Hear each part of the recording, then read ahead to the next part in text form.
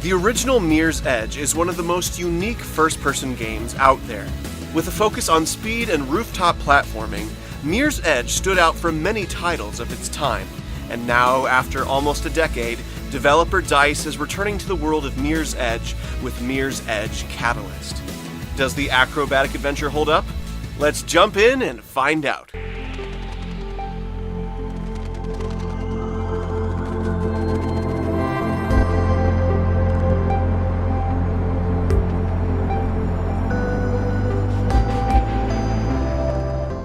Mirror's Edge Catalyst is actually a reboot of sorts of the original Mirror's Edge game.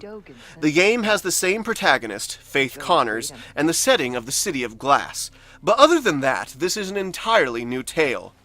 After a stint in Juvie, Faith is released back into the world and reunites with her rebel gang known as the Runners. It isn't long before Faith discovers a plot that threatens the freedom of everyone in the city, and she must rise up to face both the demons of her past and the dangers of the present. Faith, I'm scared. Let us go, Kruger. You should have cooperated, Dr. Connors. I didn't want this. Mommy? What is that? That, my little squirrel, is your future.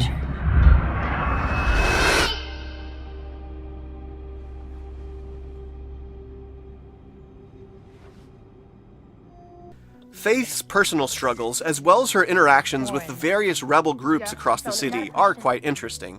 Characters like the techno wizard Plastic are fun, and Gabriel Kruger is a good antagonist for Faith, as he has many ties to her past.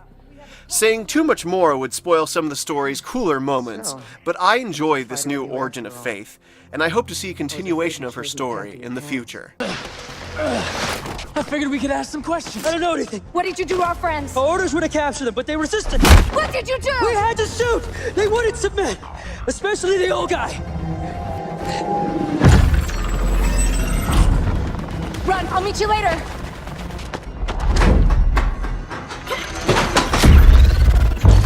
In addition to revamping the story, Mirror's Edge Catalyst also tweaks and fine-tunes many of the gameplay features from Faith's first outing.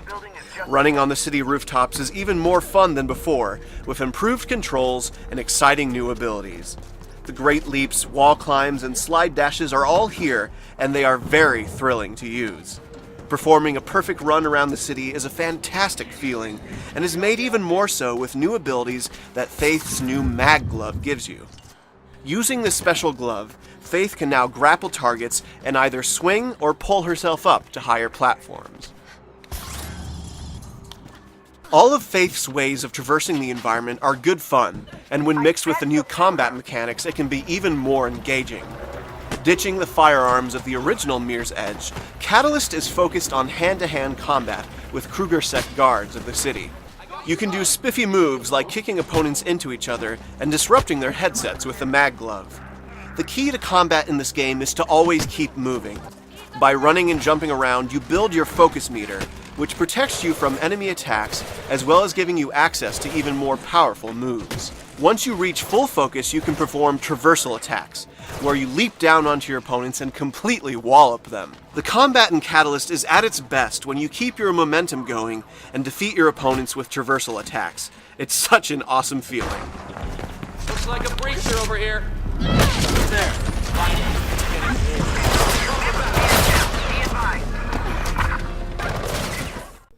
Unlike the first Mirror's Edge, all the gameplay in Mirror's Edge Catalyst takes place in an open world. The city is pretty expansive, and it takes a good while to run from one end of the map to the other. Across the city, you have access to story missions, safe houses to escape from Kruger-sec patrols, and side missions, which are usually time trials. The side missions in this game border on being too difficult, actually. Every second in these missions count, and I had to repeat side missions numerous times until I mastered a course. The missions are still enjoyable overall, but the difficulty can sometimes make them feel a bit tedious. Damn it, we're not done here. We'll have to continue this some other day. Navigating the City of Glass is good fun, but when you are in a hurry, it can sometimes be confusing. Thankfully, the new additions to Faith's Runner Vision help you stay focused on your course. Objects in the environment which can help you are highlighted in red, and you can activate a pathfinder which gives you a direct route to follow. The amount of runner's vision you see can be adjusted in the options menu. I preferred the medium setting, which had you manually activate the pathfinder, but you may prefer having the full runner vision or going more hardcore and having no runner vision at all. It's a great system and makes your experience with the game all the more dynamic. There are even more fun features in this game like the upgrade system, community challenges, and the absolutely gorgeous visual. The core game of Mirror's Edge is still here and has been improved since the 2008 original. Running across the city is more fun than ever, and the combat system has been greatly improved. I admit that rebooting the story after only one game seems strange to me, but after playing through the entire game, I like the direction they took Faith's character, and I'm eager to see DICE continue this series. Mirror's Edge Catalyst is a very entertaining first-person adventure. If you love platforming, combat, and a huge city to explore, I highly recommend checking it out.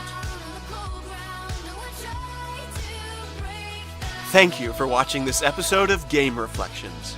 What are your thoughts on Mirror's Edge Catalyst? Feel free to share in the comments below. And if you enjoyed this video, don't forget to leave a like. Until next time, keep having great adventures, everyone. Faith, the next train should have arrived. Get on it, and I'll make sure it gets out of there.